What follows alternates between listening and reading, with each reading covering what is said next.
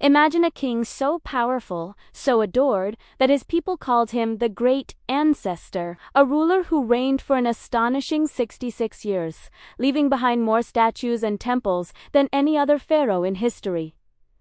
This isn't a character from a fantasy novel. This is the story of a real man, a legend carved in stone, Ramesses the Great.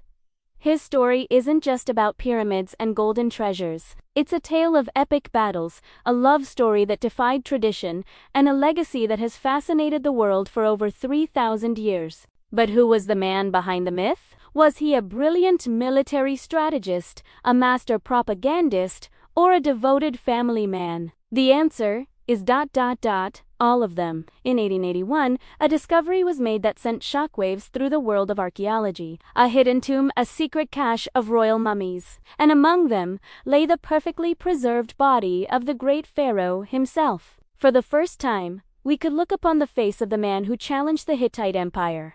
The man who built colossal monuments like Abu Simbel. The man who was worshipped as a living god. Today, we're going to unwrap the bandages of history and reveal the incredible life of Ramses II, from his first breath to his final journey into the afterlife. Stay with us as we travel back in time to the Golden Age of Egypt. Ramses II was born around 1303 BC, into a family that was rewriting the rules of power in Egypt. His grandfather, Ramses I, was a commoner, a military man who founded a new dynasty, the 19th dynasty. This meant young Ramses wasn't just born into royalty, he was born into a family that had to prove its right to rule. His father, Seti I, was a formidable pharaoh in his own right, and he saw the potential in his son from a very early age. While most children were playing, a young Ramses was being groomed for greatness. By the age of 10, he held the title of captain of the army.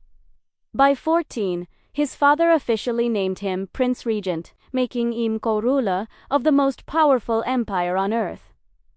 Imagine that, a teenager sharing the throne of Egypt. Seti I took him on military campaigns to Libya and Palestine, teaching him not just how to fight, but how to lead. These were not theoretical lessons. This was hands-on training in the brutal reality of ancient warfare and politics. It was during this time that Ramses also met the love of his life, In ancient Egypt, royal marriages were often political alliances, but the bond between Ramses and Nefertari was legendary. Calder, the one for whom the sun shines.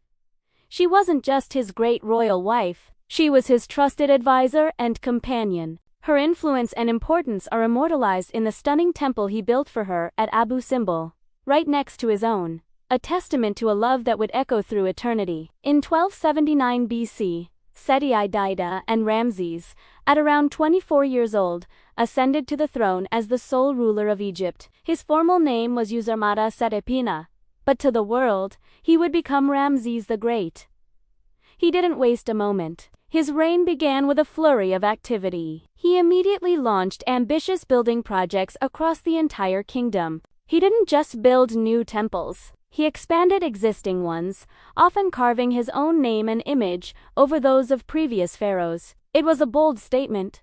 Egypt was now his, and its history would be rewritten in his image. But his greatest challenge lay to the north. The powerful Hittite Empire was a rival superpower, and the two empires were locked in a struggle for control of the strategic lands of Syria. The flashpoint was a city called Kadesh. In the 5th year of his reign, 1274 BC, Ramses marched his army of over 20,000 men to confront the Hittite king Muwatalli. This would become the most famous battle of his life. The Battle of Kadesh is one of the best documented events in ancient history, largely because Ramses himself made sure of it. According to his account, which he had carved on temple walls all over Egypt, he was ambushed and surrounded. The Hittites had sprung a clever trap. With his army scattered and facing certain defeat, Ramses prayed to the god Amen.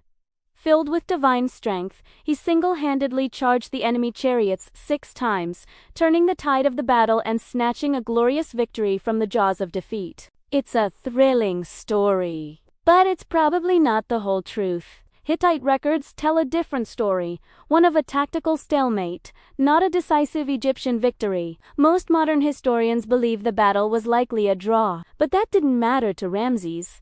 he was a master of propaganda. He returned to Egypt and portrayed the battle as his personal, heroic triumph. This narrative cemented his image as a warrior pharaoh, a divine protector of Egypt, chosen by the gods. Despite the bravado, the conflict with the Hittites dragged on for years. Finally, around 1258 BC, something unprecedented happened. Ramses II and the new Hittite king, Atusili III, decided that endless war was benefiting no one. They negotiated and signed the world's first known international peace treaty. A copy, inscribed on a silver tablet, was sent to Egypt, and Ramses had the text carved into the walls of the Karnak temple for all to see. This treaty wasn't just an end to hostilities. It was a pact of mutual defense. The two great empires became allies, and to seal the deal, Ramses even married a Hittite princess. The warrior pharaoh had become a diplomat. With peace secured, Ramses could focus on his true passion, building. His reign marks the most prodigious building period in Egyptian history. He founded a new capital city in the Nile Delta,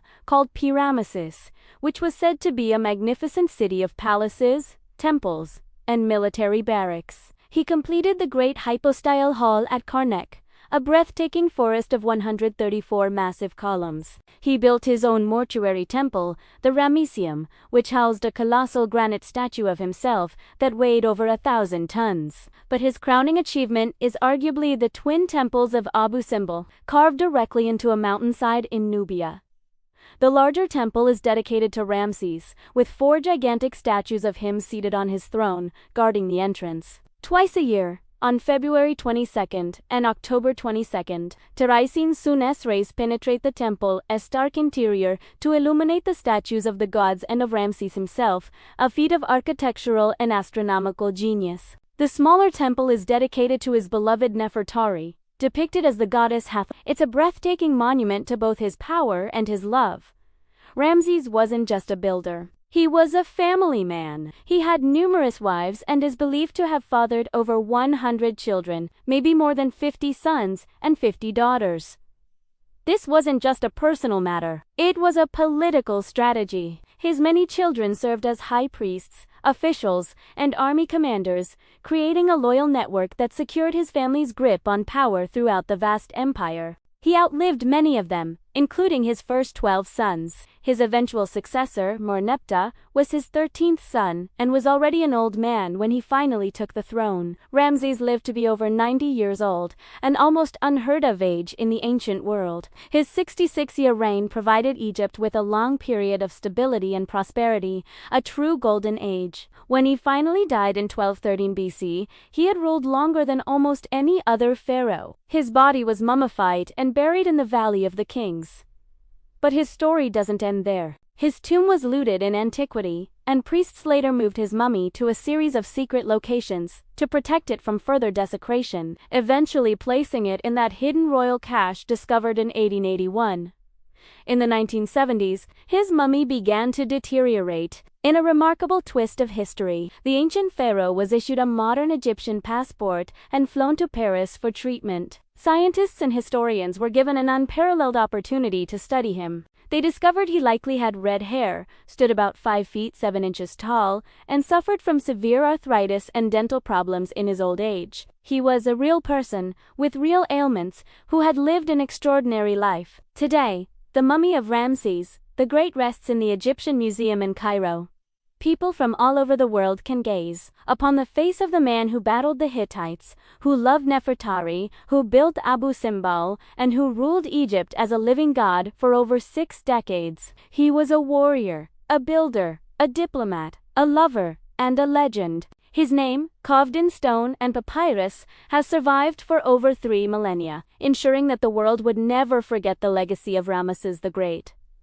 Thanks for joining us on this journey back to ancient Egypt. If you enjoyed this video, please give it a thumbs up and subscribe to our channel for more stories from history. We'll see you next time.